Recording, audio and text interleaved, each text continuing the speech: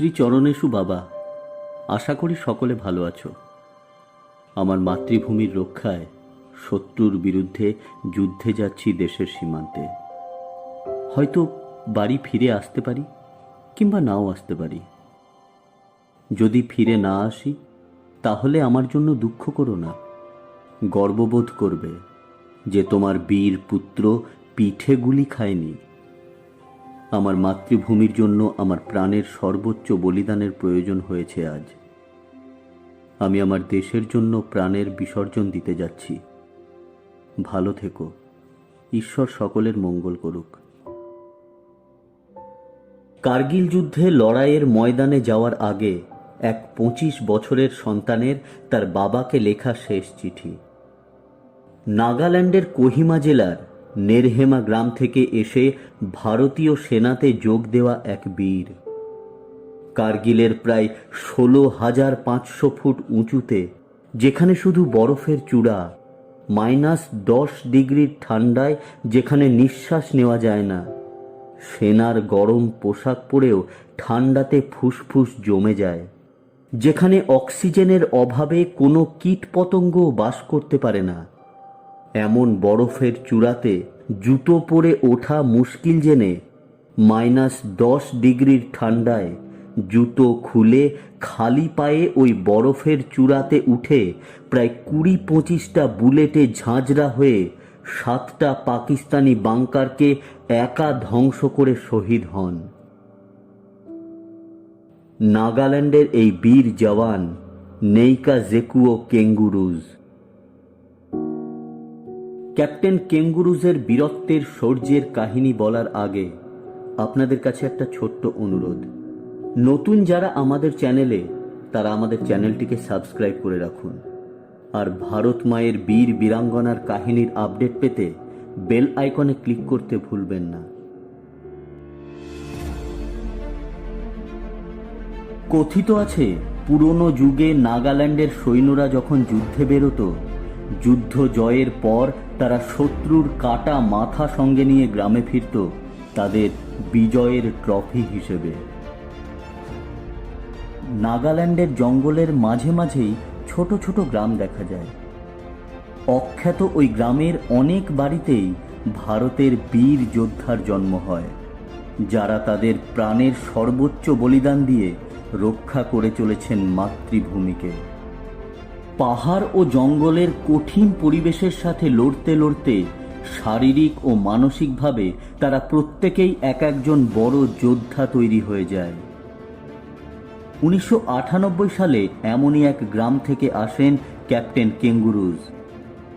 মাত্র 1 বছরের চাকরির জীবনে এমনই এক শৌর্যের ছাপ রেখে যান তিনি, যে বীরত্বকে মহাবীর চক্রে সম্মানিত করে এই দেশ। রাজপুতানা রাইফেলসের ঘাতক প্লাটুনের ক্যাপ্টেন নিকোজাকু কেঙ্গুরুজের নাম তার বীরত্বের মতোই শক্ত ও কঠিন ছিল। তার এই নাম উচ্চারণ করতে হোঁচট খেতেন বেশিরভাগ অফিসার ও তার ইউনিটের সাথীরা। তাই সকলে তার ছোট্টবেলার নাম নিম্বু সাহাব বলে ডাকতেন। যে কোনো ইনফ্যান্ট্রি রেজিমেন্টের সব থেকে শক্তিশালী বাহাদুর জওয়ান, যারা শারীরিক ও মানসিক দিক থেকে সব সময় প্রস্তুত। যে কোনো পরিস্থিতিতে আক্রমণের জন্য প্রস্তুত ও পারদর্শী এমন 25-30 জন জওয়ানকে নিয়ে তৈরি হয় এই ঘাতক প্লাটুন। একটা তলোয়ারের একেবারে অগ্রভাগের অংশ যেমন ধারালো ও সব থেকে ভয়ঙ্কর হয়, তেমনি কোনো ইনফ্যান্ট্রি রেজিমেন্টের এই ঘাতক টিম ইউনিটের সব থেকে ধারালো ও ভয়ঙ্কর অংশ।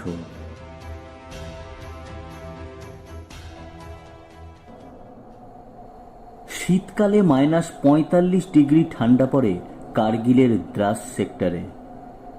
ঠান্ডার ধারালো বাতাসের আঘাত রক্ত জমিয়ে দেয়। অক্সিজেন একদমই কম। দ্রাস সেক্টরের এমনই এক পাহাড়, যার নাম ব্ল্যাক রক, যেখানে পাকিস্তানের দখল করা একটা পোস্ট ভারতীয় সেনার উপর ক্রমাগত আক্রমণ করে চলেছে।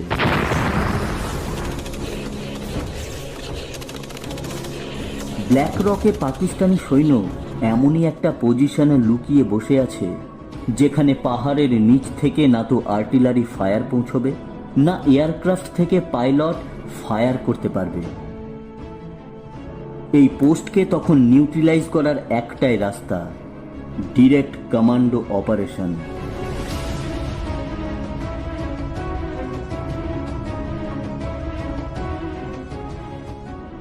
রাজপুতানা রাইফেলসের ঘাতক প্লাটুনের উপর দায়িত্ব দেওয়া হয় দেশের দখল হওয়া ওই মাটি উদ্ধারের।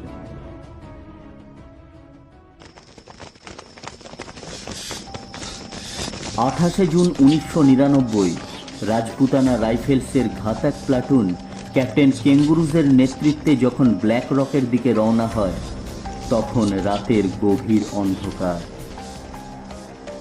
রক্ত জমিয়ে দেওয়া ঠান্ডার সাথে তলোয়ারের ঘায়ের মতো হাওয়ার ঝাপটা এসে আঘাত করছে ভারতীয় সেনা জওয়ানদের। অর্জুনের মতো ঘাতক প্লাটুনের লক্ষ্য শুধুমাত্র মাছের চোখ ওই ব্ল্যাক রক। ভারতীয় জওয়ান মাতৃভূমির জমি পুনরুদ্ধারের জন্য জীবন দিতে প্রস্তুত ও শত্রুর জীবন নিতেও সম্পূর্ণ প্রস্তুত। এগিয়ে চলেছে ঘাতক বাহিনী, সামনে ক্যাপ্টেন কেঙ্গুরুজ। কখনো প্রাচীরের মতো খাড়া পাহাড়, কখনো উঁচু নিচু এবড়ো খেবড়ো রাস্তা তো নয়, পাহাড়ের গা। খাড়া পাহাড়ে উঠতে গিয়ে হাত রাখতে কোথাও পাথর খসে হাত আলগা হয়ে পড়ছে, তো কোথাও পিছলে যাচ্ছে। একটা পা ফেলে অতি কষ্টে ভারতীয় জওয়ান এগোতে থাকে। কখনো দড়ি ধরে উপরে উঠতে হচ্ছে, তো কখনো পাহাড়ের খাঁজে হাত পা আটকে পাহাড় ডিঙোতে হচ্ছে। ঘাতক প্লাটুনের প্রতিটা জওয়ানের কাছে স্পষ্ট যে তাদের হাতে সময় মাত্র আজকের রাতটায়। এই এক রাতের মধ্যেই তাদের অপারেশন শেষ করতে হবে। আক্রমণের 1 সেকেন্ড আগেও যেন শত্রু আভাসও না পায় যে তাদের উপর মৃত্যু হয়ে ঝাঁপিয়ে পড়তে আসছে ভারতীয় বাহিনী। সম্পূর্ণ স্টেলথ অপারেশন, সারপ্রাইজ অ্যাটাক। ভারতীয় বাহিনী খাড়া পাহাড়ের গা বেয়ে উপরে উঠছে। পাহাড়ের চূড়া থেকে কেউ যদি একবার নিচের দিকে তাকায় তাহলে সারপ্রাইজ আর থাকবে না, এবং পাহাড়ের গায়ে ঝুলে থাকা ভারতীয় সেনাকে অতি সহজেই নিশানা করে গুলি মারতে পারবে শত্রু। যেখান থেকে সামান্য একটা পাথরের টুকরো ফেললেও তা কয়েক হাজার কিলোমিটারের গতিতে নিচে নেমে আসবে। ভারতীয় সেনা যতই এগিয়ে চলেছে পাহাড়ের চড়াই ততই কঠিন হয়ে পড়ছে। বড় বড় পাথর, খাড়া পাহাড়, বরফের প্রাচীর, হাত পা রাখার কোনো খাঁজ খুঁজে পাওয়াও অসম্ভব হয়ে পড়ছে তখন। শক্ত বরফে ঢাকা পাহাড়ের দেওয়ালে সেনার জুতো পিছলে যাচ্ছে বারবার। মাউন্টেন ইকুইপমেন্ট ও দড়ির সাহায্যে কোনো রকমে একদম সামনে এগিয়ে চলা কেঙ্গুরুজ ঘাতক প্লাটুনকে লিড করছিলেন। অন্ধকার নিস্তব্ধ পাহাড়, যেখানে একটা ছুঁচ পড়লেও তার শব্দ শোনা যায়, সেখানে আর্মির ভারী বুটের আওয়াজ আর পাহাড় বেয়ে উঠতে গিয়ে হাত পায়ে লেগে খসে পড়া পাথরের আওয়াজ প্রতিধ্বনিত হয়ে সতর্ক পাক সেনার কাছে গিয়ে পৌঁছতেই তারা মেশিন গান তাক করে। শুরু করে ফায়ারিং। গুলি আর আর্টিলারি সেলিং। অন্ধকারে বুঝতে পারেনি তারা একটু দূরেই পাকিস্তানের দুটো বাংকার থেকে হেভি ফায়ারিং আসছে তাদের উপর। প্রত্যেকে পজিশন নিয়ে নেন। এর মধ্যেই একটা গুলি এসে লাগে ক্যাপ্টেন কেঙ্গুরুজের পেটে। साहब जी, आपके पेट से तो खून निकल रहा है साहब जी। कोई बात नहीं है सिंह साहब जी, मैं बेल्ट थोड़ा कस लेता हूँ। বেল্ট শক্ত করে বেঁধে ক্যাপ্টেন এগোতে থাকেন পাকিস্তানি বাংকারের দিকে। একটা গ্রেনেড এসে পড়ে ক্যাপ্টেনের থেকে হাত 20 দূরে। ক্যাপ্টেন লাফিয়ে পড়েন অন্যদিকে, কিন্তু শূন্যে থাকা অবস্থাতেই গ্রেনেড ফেটে যায় এবং গ্রেনেডের টুকরো এসে ক্যাপ্টেনের শরীরকে জখম করে দেয়। কিন্তু পরোয়া নেই তাতে। রক্তাক্ত শরীর নিয়ে তিনি এগিয়ে চলেন। ক্যাপ্টেনের এক কাঁধে রকেট লঞ্চার আর হাতে রাইফেল। তিনি রকেট লঞ্চার হাতে নিয়ে পজিশন নেন। প্রথম বাংকারের উপর নিশানা করে ট্রিগারে চাপ দেন।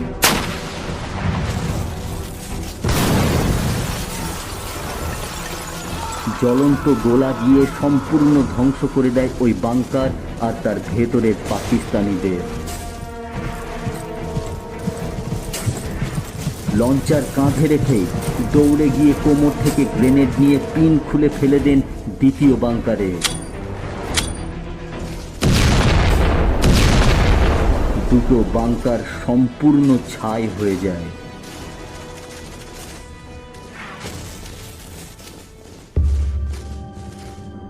আর 1200 ফুট উপরেই শত্রুর পোস্ট, যেখানে 5টা পাক বাংকার শক্ত ঘাঁটি গেড়ে রেখেছে।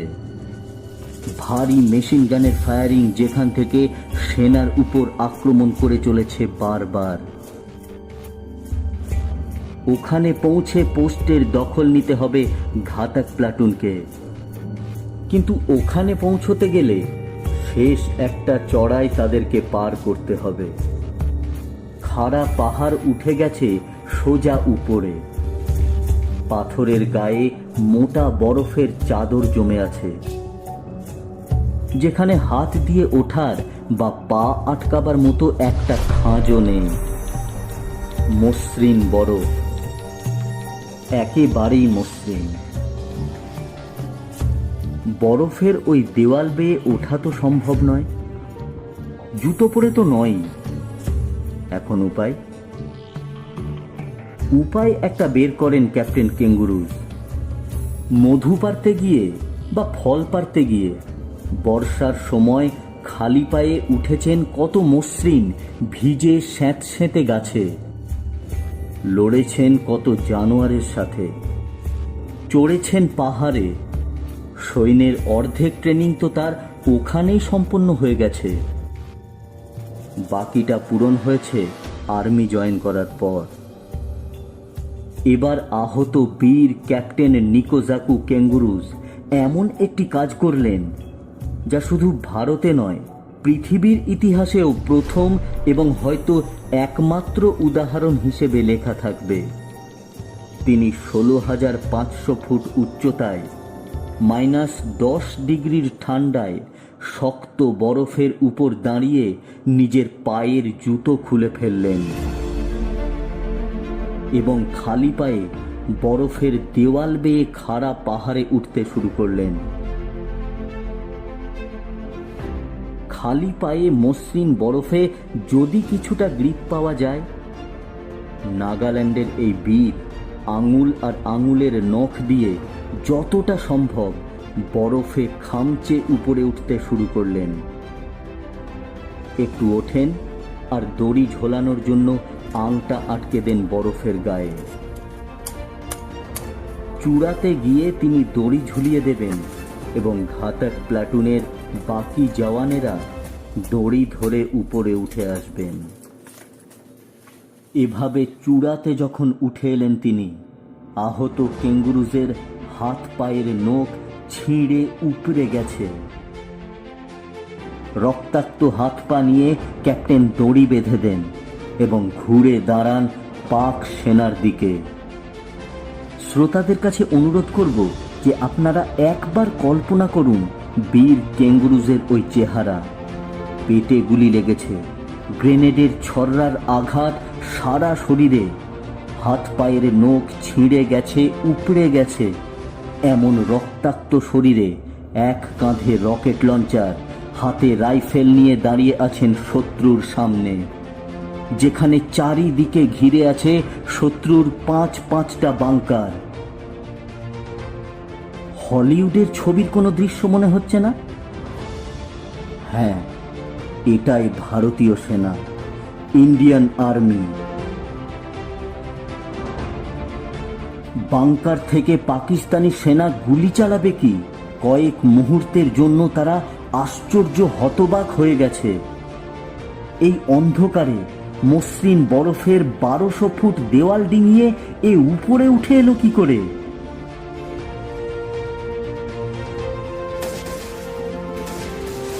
আশপাশ থেকে গুলি ছুটতে শুরু করে পাক সেনা। ক্যাপ্টেনের কানের পাশ দিয়ে, হাত পায়ের পাশ দিয়ে সাঁই সাঁই করে বুলেট বেরিয়ে যাচ্ছে।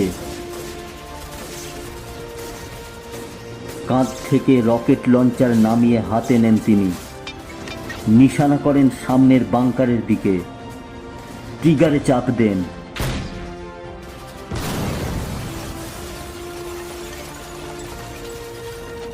ক্যাপ্টেন লঞ্চার লোড করে তাক করেন দ্বিতীয় বাংকারে। ভস্ম হয়ে যায় সেটাও।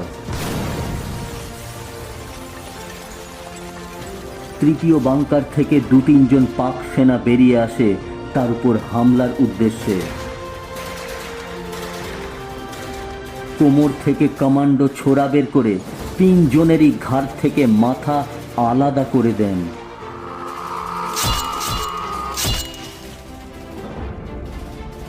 দৌড়ে গিয়ে পিন খুলে গ্রেনেড ফেলে দেন ওই বাংকারে।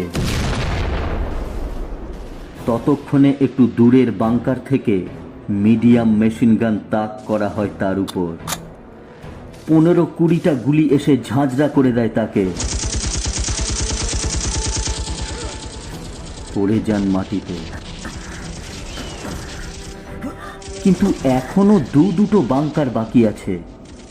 নাগাল্যান্ডের জেদি ও একরোখা এই বীর শেষ নিঃশ্বাসকে আটকে রেখেছেন। না, ওই দুটো বাংকারকে ধ্বংস না করে মৃত্যুও স্পর্শ করতে পারবে না তাকে। আস্তে আস্তে উঠে দাঁড়ান। ফাঁপা বাহাদুরি দেখানো পাকিস্তানি সেনার তখন আর একবার আশ্চর্য হওয়ার পালা। কোমর থেকে গ্রেনেড বের করে তিনি প্রথম বাংকারে ফেলেন, দ্বিতীয় বাংকারে ফেলেন। ভারতীয় জওয়ানেরা তখন উপরে এসে পজিশন নিয়ে গুলি চালাতে শুরু করেছে। কিন্তু চারিদিক থেকে অসংখ্য পাকিস্তানি সেনা তাদেরকে ঘিরে ফায়ার করতে শুরু করেছে। কিন্তু ভারতীয় সেনার সামনে কতক্ষণ টিকবে তারা? জন্মের পর থেকে পাকিস্তান ভারতের সাথে তো বেশ কয়েকবার যুদ্ধের চেষ্টা করেছে, কিন্তু কতবার টিকতে পেরেছে তারা? 7টা পাকিস্তানি বাংকারকে ধ্বংস করেছেন ক্যাপ্টেন কেঙ্গুরুজ, কিন্তু আর শক্তি নেই তার শরীরে। শরীরের 95% আহত হয়ে গেছে ভীষণভাবে। প্রায় 20-25টা গুলিতে ঝাঁঝরা, গ্রেনেডের ছররাতে প্রায় অন্তিম পর্যায়ে তার শরীর, কিন্তু মরার সময় নেই তার কাছে। মৃত্যুও যেন ভয় পেয়ে দূরে দাঁড়িয়ে আছে ক্যাপ্টেন কেঙ্গুরুজের ওই ভয়ঙ্কর রূপ দেখে। জনা আষ্টেক পাকিস্তানি হাতিয়ার নিয়ে বেরিয়ে আসে ক্যাপ্টেন কেঙ্গুরুজের দিকে। মরতে তো হবেই, মরতেই তো এসেছি, কিন্তু একটা শত্রুকেও জ্যান্ত ছাড়া যাবে না। ক্যাপ্টেন রাইফেল তুলে এগোতে থাকেন। তার শরীরে এসে বিঁধতে থাকে শত্রুর গুলি। ওই 8 পাকিস্তানিকে ওখানেই শেষ করেন। ততক্ষণে আশেপাশের পাকিস্তানিদের খুঁজে বের করে করে নরকে পাঠাতে শুরু করে রাজপুতানা রাইফেলসের ঘাতক জওয়ানেরা।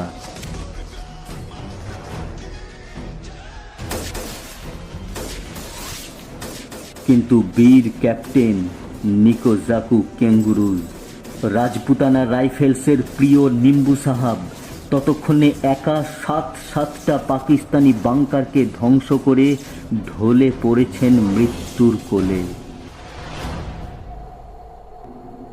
এক নাগা যোদ্ধা গোটা পাকিস্তানি পোস্টকে তছনছ করে পাকিস্তানি পোস্টের কোমর ভেঙে দিয়েছেন।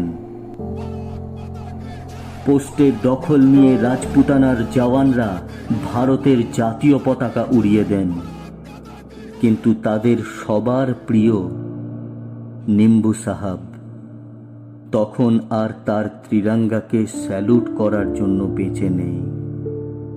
ঘাতক জওয়ানেরা অশ্রু ভেজা চোখে বিদায় জানান তার ক্যাপ্টেনকে।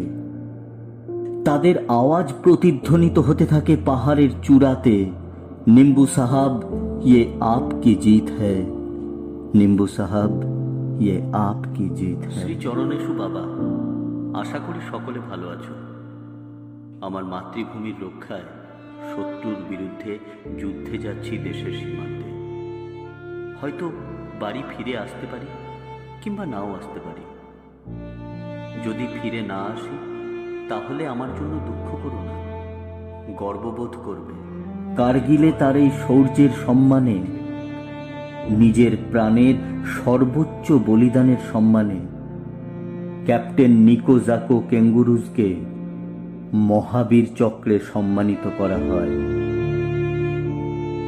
ভারত মায়ের এই বীরের কাহিনী যদি আপনাদের ভালো লেগে থাকে তাহলে ভিডিওটি লাইক করুন আর কমেন্ট করে জানান ভারত মায়ের কোন সন্তানের বীরত্বের কাহিনী আপনারা জানতে চান।